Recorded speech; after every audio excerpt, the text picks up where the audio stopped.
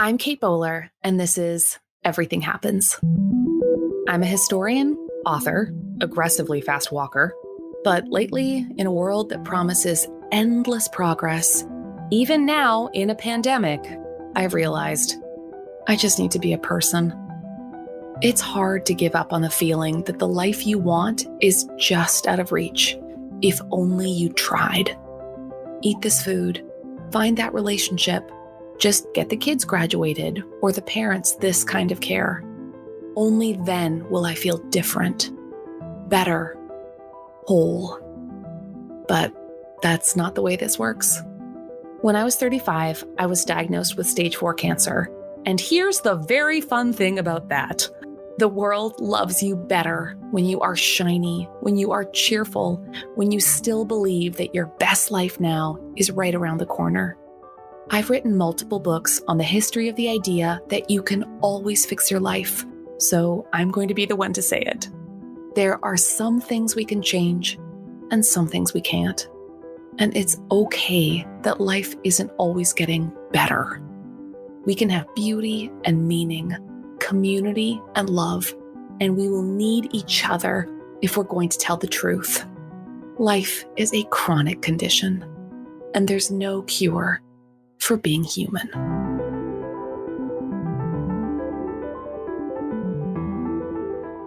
The in-between. In-between relationships, in-between seasons of independence and dependence, in-between jobs, in-between friends, in-between the diagnosis and healing, in-between feeling courageous and feeling afraid, in-between the life we have and the life we always wanted, in between the loss and things feeling okay again. The pandemic is one of those in-between places, in between now and when everyone has a vaccine, in between despair and the possibility of hope. These in-between liminal spaces are uncomfortable, painful, sometimes terrifying. But the liminality is also the place where we are not yet settled, not yet solidified.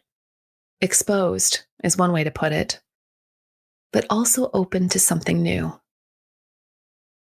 Mari Andrew is an artist and writer who lives in New York City. You have probably seen her relatable and truth-telling illustrations on Instagram.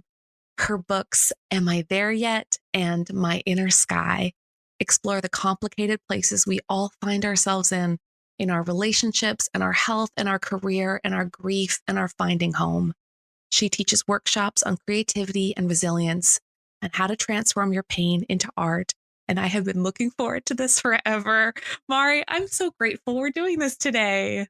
I'm so honored to be here. And you're someone I just know that I immediately want to be friends with. So this is going really well already.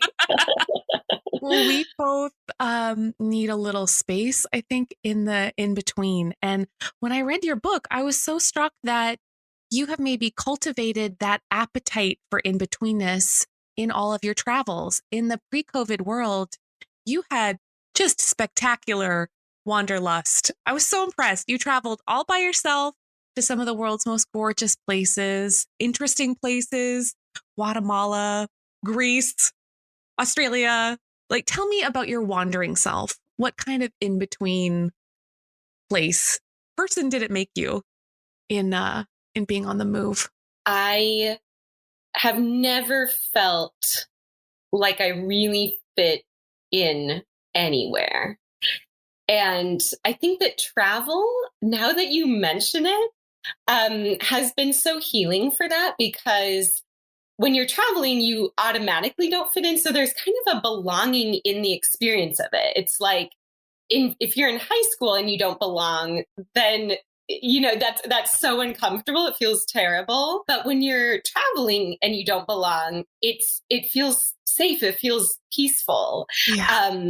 You weren't going to anyway. Even these little things like my name, Mari, it's hard for people to understand right away. It's like they haven't heard it usually. So they'll say like Molly, or they need it spelled, or they'll like call me a completely different name. And when I'm traveling, it's that same experience that it's like they're not going to get it anyway. So there's a sort of comfort in just knowing like there's no need to explain here. Like Yeah. automatically both of us are going to be a little awkward in this in this exchange. So the discomfort is almost like comfortable. It's almost like neutralizing a sort of discomfort. Yeah.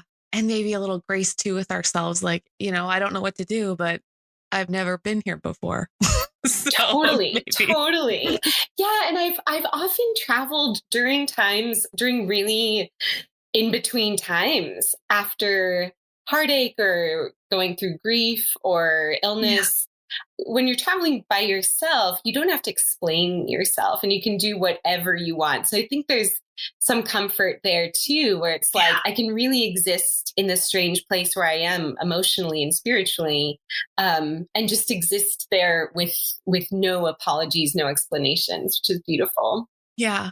No splitting your dessert. That does sound really Exactly. nice. Exactly. Really nice. Carafes of wine. It's No, wonderful. no, that's for one. Thank you. Thank you. Right, Thank right. you. Thank you. Thank you. I'll have that now. Yeah. On one of your trips, a absolutely terrible disease struck. You were diagnosed with Guillain-Barré syndrome, right? It's this, for people who might not know, it's right, this really awful autoimmune disorder that attacks your nerves. Is that right? Yeah. For people who might not be familiar with the disease, what was this experience like for you? Great pronunciation of Guillain-Barré, by the way. Right. I grew up in French part of Canada, so we're good. Oh my gosh, how chic. Yeah, you're perfect. We have only very sophisticated illnesses here, Mari. Right. Only the chicest for you. Yeah, I was actually quite honored to get such a fabulous sounding disease. It sounds like a good dessert or something, or like a fun workout.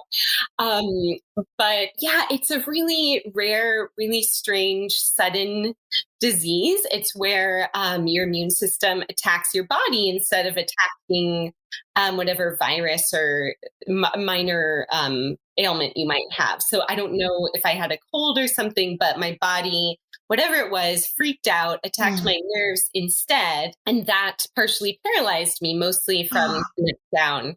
And it does that really quickly and it can spread up to your head. I was really lucky they caught it before it did that. The rest of your, however long it takes, it can take years. That's the recovery part when your nerves are growing back, they're lining. And that is the really tough part when you're learning to walk again and kind of learning to move again. And I found that so much more difficult than actually being paralyzed, which was pretty bad. So the whole thing was really rough. Yeah. And you weren't home? Right. I was in southern Spain and I got it when I was traveling in a really tiny town outside of Granada. And then I went back to Granada for care and I was in the hospital there for a month, enjoying such delicacies as hospital flan and other Spanish. The food was so good. My mom and I still talk about it all the time. She came to visit me. And then I left after a month, went back home to live with my mom. And I was just stuck in the suburbs, not able to walk very well for a few months, which was torture. It sounds like I don't know. I guess I always thought the bad thing happening would be the worst thing happening, but I think you're right. The after is worse. Why is that? Why is that? I know, it's weird, right? It's funny. I've talked to a lot of people who have had serious illness and about their recovery time, and they all seem to agree it's the hardest emotionally because I think what's happening is that it's a really difficult time to explain to people and even explain to yourself because when you're sick, it's so obvious what's happening and people can show up in very obvious ways like sending things and texting and kind of saying the right or wrong things but they're trying and it's pretty easy to understand what illness is. We have a framework for it. But recovery, the time in between illness and health, people kind of want to put you in either box. And I found that the expectation of what I was supposed to feel like was so hard to sit with. Yeah. Like people either wanting me to feel better so that so it was easier for them. And I completely understand that. I'm actually working as a hospital chaplain now. And I have this same, I love you. I just met you, but I love you. Thank you for doing that. Bless you. What a gorgeous response to that. Holy crap. Yeah, is it gorgeous? I'm so awkward at it. I've only been doing it for a month and I'm so awkward. And one of the things that is really difficult is I've experienced this. I've been there. And I will even, when a patient says, "Oh, I'm feeling better today," I'll think, "Oh, thank God, like I'm off the hook." Yeah. Like I can, that my work here is done. I can say like a really easy prayer and just say like, thanks that she's feeling better. Bye. Because it's really hard to sit with someone who says, "I was feeling better yesterday and today I'm not." Yeah. And I think when you're in recovery, it's so up and down. And people want to believe that it's a straight line and that you're heading toward full health and that you'll never have issues again. But mine was so bumpy and I just didn't know how to be there. And so I found myself missing being in the hospital. I missed Yes. Oh, totally. that care. And it's kind of an infantilizing experience where people are just taking care of you all the time.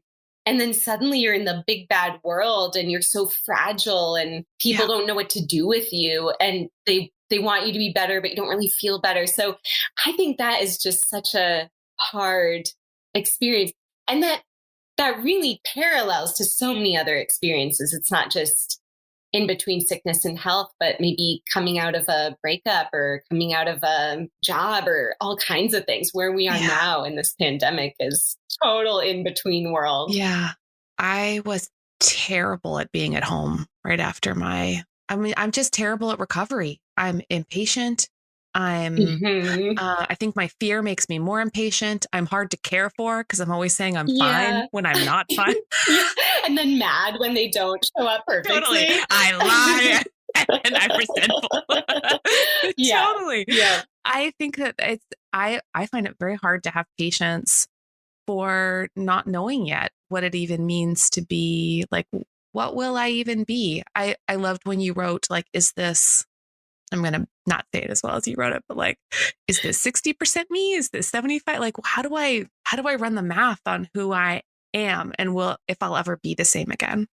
Exactly. It's interesting hearing so much language these days during the pandemic about going back to normal. And I totally fall into that too. It's like, it's so appealing to think that you're going to go back to a place that was safe and that you understood. Yeah. But that's so not how it works. And at a certain point during my recovery, people were always asking me, are you 80% normal? Like what percentage of normal are you? And I would think, well, I don't remember what it felt like before. I don't remember how that felt. Yeah. So I can't really gauge. And you just have to plunge into this new, I don't want to say new normal. No, we're both avoiding it. I can hear us avoiding it. You're like, there is no new normal. But you're right. Like it's a reinvention of who we are. And if there's no metrics, you can't say better or worse. It's just different. It's just different. Exactly. Yeah. It's just different. One thing I noticed in your art and in your writing is that there are some things that pain has obviously crystallized. There's just beautiful, true things that you write and make that say, it is okay that we have a different relationship with our bodies and our friends and our approach to life. And I love it when you wondered, isn't this all beautiful too? Like, can't this still be like good somehow? Yeah. Yeah. We have such a limited range of emotions and experiences that we call good.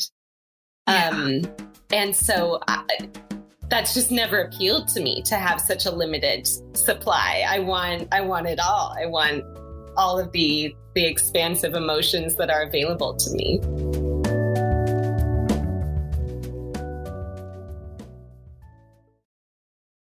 I think one of the most punitive parts about our very therapeutic culture's turn toward aggressive, positive thinking is that it always forces us into future thinking, where if we're living in a place of kind of middle, like what might yet be, it prevents us from being here where we are. And you give such a strong pitch for giving up on positive thinking for a little bit more present thinking, and that it seems to make you wonderfully awake to the details of the world. I was just thinking about all the lists that you write. You're so great on lists of like lists of delightful things that you notice when you like, who does it make us when we just kind of are able to shift our horizons a little back from that future, that positive future, and into a little bit more of a present mindedness. I love that framework. I haven't thought about it that way, but that's beautiful. You're right.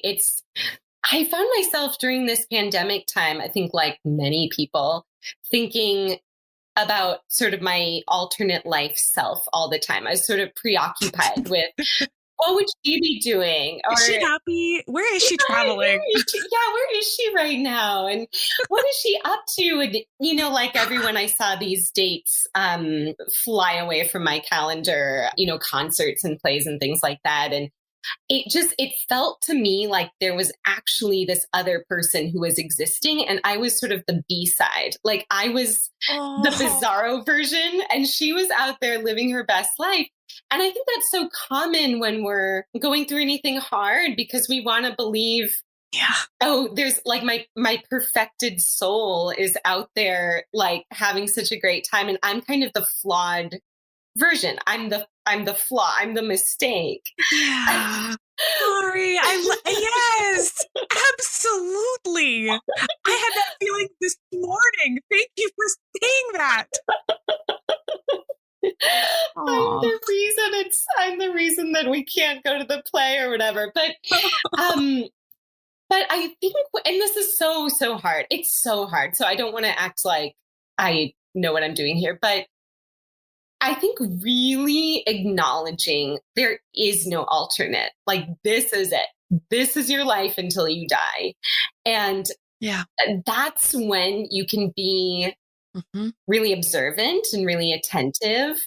And sometimes what you're observing sucks. It's not like fun. It's not always like magical interactions that you see on the sidewalk, but you can at least then observe things in your own emotional landscape, your own psyche. And if nothing else, that's going to make you more empathetic, more interesting, more self-compassionate, all of that good stuff. But it's so hard. I know it's so hard. We just want to like pretend that we have any control over anything. And that's all this is. Future Kate has a lot of great ideas. Totally. She's very, her hair is exquisite. We're so proud of her. When we talk about in between, you give language not just to the kind of physical pain that you're also experiencing, but also just the incredible emotional shift that you were going through at the same time as you were thinking through what it would mean to mourn the life after your dad. Sounds like that was a very complicated time of trying to figure out, like, what is the way forward when there's no way back here? Yes. Yes to all of that. My dad and I were estranged for many years before he died. And that is one of those circumstances that really got me thinking, like, man, we have such a poverty of vocabulary for the things we experience in life.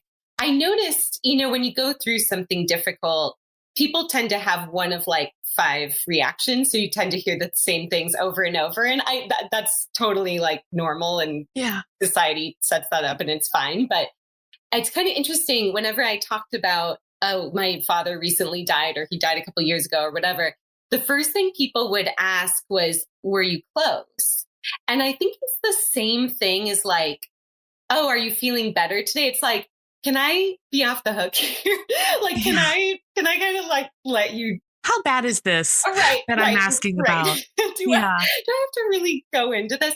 And so when I would say, oh, we were estranged, or, or if I would use a euphemism, we weren't that close or something, I think there was just such an immediate sigh of relief, like, oh, thank God, I don't have to worry about her.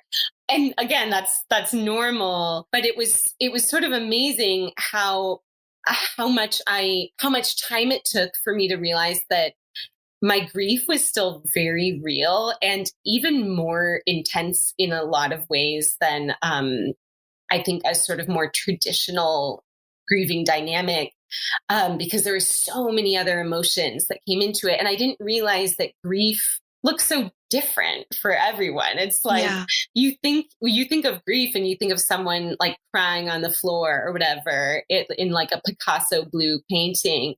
But it can be so many things. It can be laughter. It can be frustration. It can be anger, all of those things. So yeah, it's amazing to me, like how long of a journey that's been. It was only 6 years ago yesterday, but it feels like, it's such an ongoing process. Yeah. Poverty of language and poverty of ritual too. It sounds like that you didn't have access to the kinds of like steps you could walk through that would help give a little more context to what you're feeling and how complicated it was. Yeah. And I think there's so many areas of life where that experience happens, where people say, wow, I'm really overwhelmed with emotion or an experience here. And there's really no place to put it in society. It doesn't fit in a box. So what do? I kind of have to make my own way of going through it, my own rituals, my own way of grieving, which is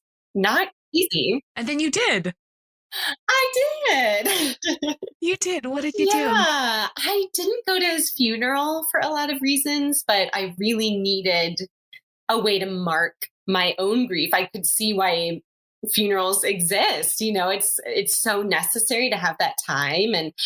And so I did my own memorial service for him, which was a little brunch with my friends. And we read readings from his favorite movies and played his favorite songs. And I talked about things that I learned from him. And it was so beautiful and so meaningful. And it was just like 10 people. And we drank mimosas and got drunk, and it was perfect. And I think what he would have wanted. And I felt so close to him. And you can do your own thing, it turns out, in life.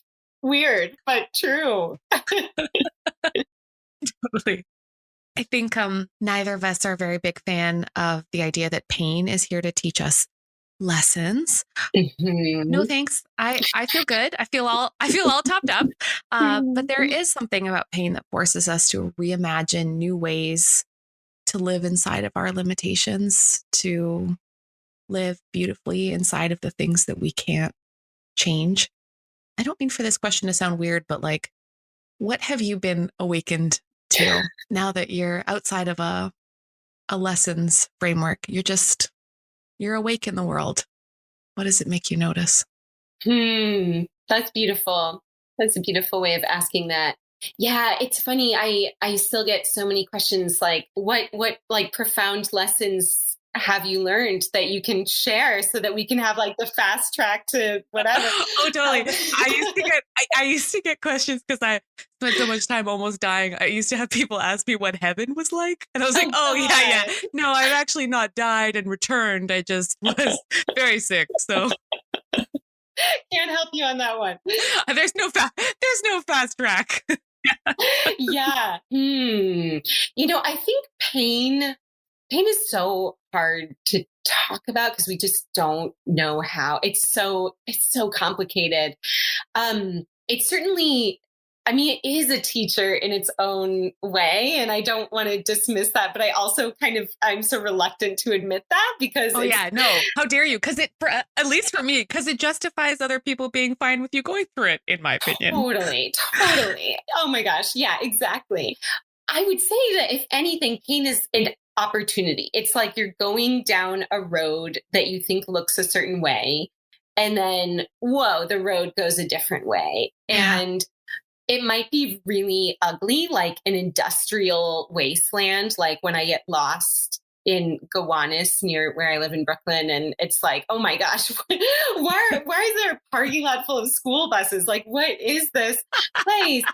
But again, it's like focusing in on where exactly am I right now? Whoa, not many people have been here. And who am I gonna be here? Who am I gonna be on this new path? It's definitely not where I was headed, but there might be some interesting things here. It's not gonna be, I don't want to say it's gonna be beautiful because it's not necessarily, but what are the interesting things that I can pick up on here? And also, if I am here, it's likely that other people have also been here. That's great. And what kind of community can I make with those people? What understanding do we have? And I do love the experience of talking to someone who has been through similar things. And it's like, oh my gosh, we have this language available to us that really isn't available to other people. So it's like we can speak our own little language. And as a writer, that's obviously something quite thrilling for me. And I'm sure that even if you're not a writer, there's different ways that can bring you meaning or fulfillment, or I don't know, whatever word you want to use. Yeah, it definitely is a secret handshake, I think. Yes, for Oh, wait, sure. you too? Yeah. Oh, wait, we're all here. What is this parking lot full of school buses? Right. I like that. That is so funny.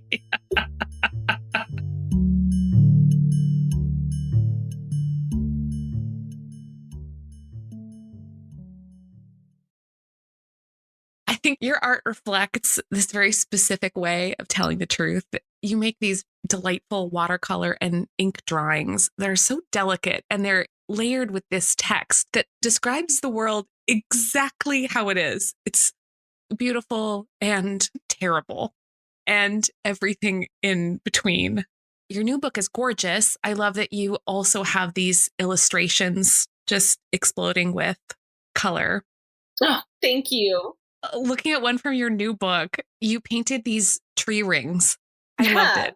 Oh, now I kind of want you to read it. All right. I want to carry pain like a tree does. Let the rings of my experiences push me to grow wider and stronger. I never want to forget each ring that holds everything I've witnessed, loved, and lost. But I want to keep expanding. That's so good. Thank you. Thank you. It creates this permission. That's how I feel when I see your stuff. I feel permission in it to embrace the rawness of humanity and the little tenderness of it without being precious about it. There's nothing like, oh, pain. I don't feel that. I do feel permission there, though. And it sounds like people have really resonated with your work and the language that you give them.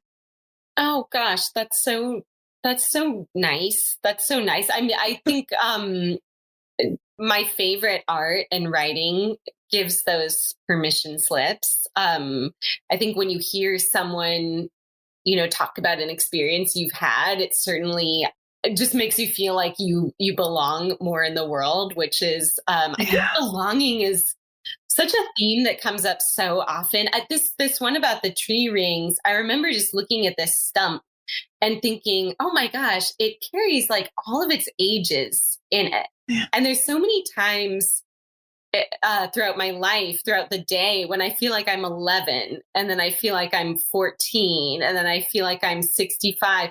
And I think I carry this all in me, and I carry all of my sadness, and I carry all of my joy. And I think what we're not really taught is that it all belongs. It all belongs. So whatever you're feeling is the feeling that belongs.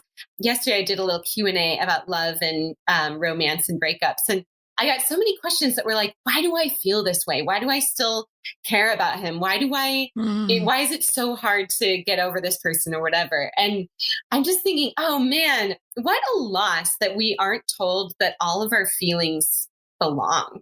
Like if you feel it, then it's worth it. Like if you're crying over something, then it's worth crying over because you're doing it.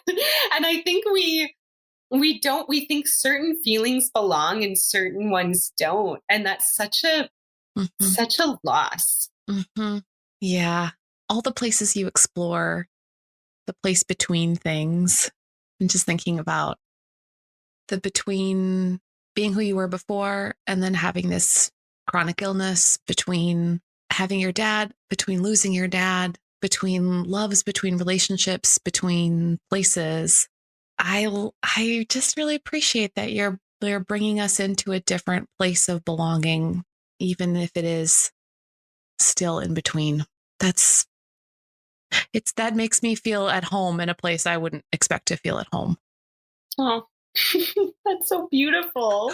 Thank you. Mari, I've been looking forward to meeting you forever. So this conversation has brought me so much joy. Likewise. Thank you so much for just getting what it's like to be not quite there and not quite here, but it still has to be where we are. It's all we've got, right? It's all we've got.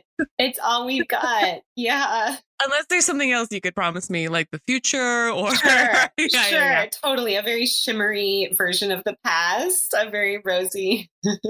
Yeah, that sounds good. If you could draw it for me, I'm sure it'll happen. Mari, thank you so much for doing this with me. It was a joy. Oh my gosh, it's been such a pleasure. Thank you so much.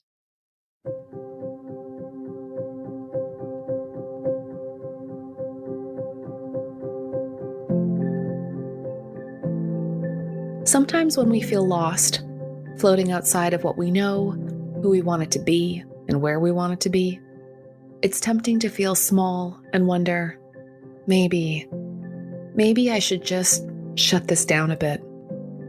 Maybe no one needs to hear from me. Maybe that's enough for now. In between can be an awfully lonely place. So, my loves, bless you if you are there, in that place that is in between. Liminal, exposed, that place of waiting and vulnerability. A place that doesn't fit anyone's idea of normal because there aren't words for it, and it isn't there yet. So instead of trying to escape it, let us settle there for a moment. Blessed are we, somewhere unnameable, fully present to our reality, tracking it with all of its subtle gradations and colors and contrasts, the sweetness and the struggle, the stuck and not quite fitting. Authentic to it, mapping the full strangeness of the new emergent landscape. Blessed are we, dear ones, not calling it too soon, not settling for the neat and buttoned up, the too tied up, the not quite true. Bless all of it, the way we might widen our gaze to encompass it and embrace it. And bless you, moving into the unknown, waiting, daring to hope.